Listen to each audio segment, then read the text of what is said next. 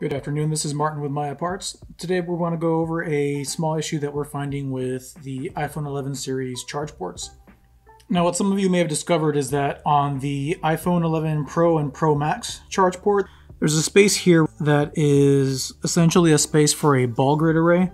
So what this is for is when you look on a OEM iPhone 11 Pro and Pro Max, there's actually a daughter board that sits right in this space that needs to be soldered to the aftermarket charge port in order to complete the repair. What this daughter board actually does is it acts as a kind of bridge between the Taptic engine, the loudspeaker, and pretty much the rest of the device. I believe it also hooks up the frame buttons on the side and I think one other device. But because that daughter board is so crucial to the functioning of the phone, you actually can't complete this repair without soldering that daughter board onto the new charge port. Now, I don't know why Apple went this route with the Pro and Pro Max models. If you look on the iPhone 11, the iPhone 11 actually doesn't have this problem. It just has kind of a connection port so that you can hook up the Taptic engine. But there's no soldering required for this particular part.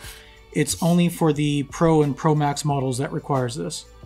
Now we're currently looking for suppliers that can supply us with a charge port that has the daughter board already pre-soldered on. So far from what we can tell, almost all the aftermarket charge ports that are out on the market are like this. They don't include a daughter board pre-soldered. We've seen some that have them, but from what we can tell, they're actually OEM pulls. As soon as we can locate a supplier that can give us this part, we're going to go ahead and have that in our catalog available for purchase. However, we do have a bit of a workaround. It's a bit of an extreme case, but for some customers, I think it would be an appropriate option.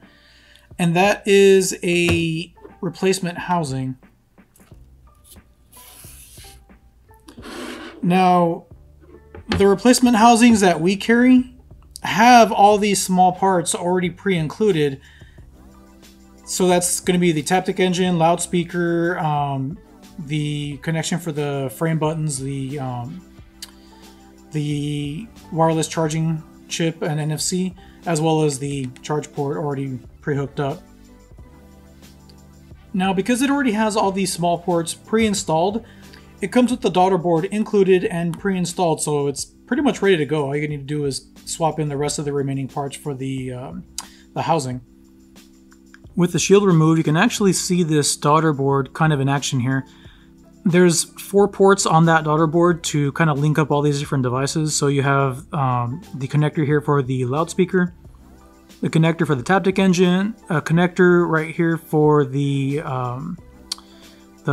side frame buttons, so that's, volume up, volume down, and the mute. And this one right here that's currently unoccupied, that actually goes to the second connector flex that's on the battery. So as you remember, on this particular model of battery, there's actually 2 connector flexes. This is where that second one goes.